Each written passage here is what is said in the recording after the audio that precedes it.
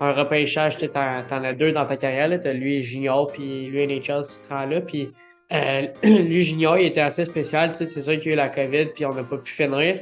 Fait que j'étais pas trop sûr, tu sais, c'est dans quelle équipe que je m'en allais, quel rang encore. Tu sais, j'avais vu la liste, mais quand les Olympiques m'ont drafté deuxième overall, tu sais, j'étais avec ma famille, puis tu sais, j'ai jamais été autant stressé que ça. Autant que, tu sais, Louis Robitaille m'a appelé, puis j'ai pas répondu la première fois.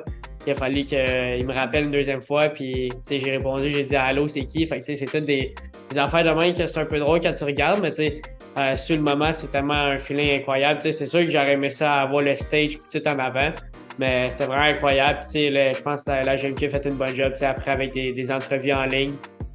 Puis je pense que c'est vraiment été spécial la journée d'après que j'ai eu mon draft. Je suis allé à Gatineau, j'ai rencontré le staff. Puis j'ai eu le temps de visiter la ville puis tout, fait que c'était vraiment été une preuve de classe de l'organisation. Je connais beaucoup les équipes dans les maritimes, puis j'ai grandi à regarder les Wildcats de Moncton, puis Gatineau, c'est un peu loin de chez moi, donc je savais pas vraiment. Puis là, j'ai été là, puis ça a été une super belle expérience pour moi là, d'aller loin comme un jeune de 16 ans, puis maturer de façon sur la glace, puis comme personne. Puis je te dirais que ça a vraiment bien été. Je Là. me rappelle, c'était dans l'aréna comme Baribo à Gatineau, tu sais, c'était pas la plus belle aréna. Puis je me souviens, je suis rentré, puis j'ai vu Cal Avelena. Il y avait tu sais, un coco rasé, puis j'étais sûr que c'était un coach. Puis là, je serre la main, puis là, il me dit que c'était un joueur. J'étais comme, ouais, je suis dans la bonne ligne encore. Mais après ça, j'ai vu, tu sais, des Milo Rollins qui étaient 6 pieds 7, des Métis Rollins qui étaient 6 et 6. Fait que c'est vraiment spécial quand t'arrives, tu sais, au next level, tu sais, tu pars, tu sais, t'as 16 ans, puis tu joues avec du monde de 19, 20 ans. Fait que c'est vraiment spécial, mais je m'en souviens, tu sais, le camp, c'était vraiment dur. Mais une autre affaire, je me souviens, c'est que j'étais arrivé en 3 contre 1 avec Kieran Craig puis Mathieu Bizier, puis j'ai essayé de jouer un between the legs, puis je me suis fait un peu de chirp, mais ça prouvait que j'étais pas tant stressé, puis que je voulais avoir du fun. Là. Je connaissais pas personne, là. Je te dirais que j'étais un des seuls gars des maritimes puis qui était là.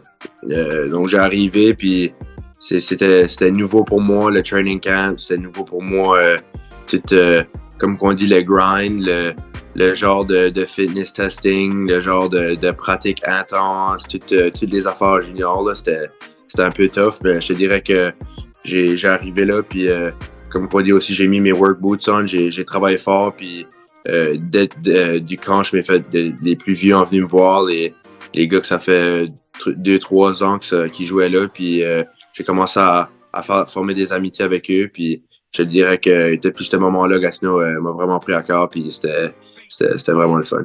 Moi, j'ai eu la chance tu sais, d'avoir le draft dans Q puis de sortir tu sais, vraiment haut, mais j'ai aussi eu le draft NHL que j'ai attendu pendant, je dirais, un bon 3-4 heures, puis le 3-4 heures passe super lent, puis de pas sortir. Fait que qu'est-ce que je dirais, tu sais, si tu sors haut, c'est vraiment spécial puis tout, mais si tu sors pas ou tu sors un peu plus loin, tu sais, t'arrives au camp puis c'est rare que les joueurs plus vieux ils se souviennent t'as été drafté où.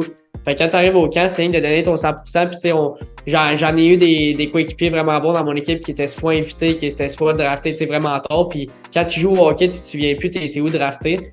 Puis moi, c'est un peu dans le même mindset que je m'en vais, tu sais, dans un camp, dans un NHL, tu sais, c'est en étant pas été drafté, mais tu sais, de manger les bandes.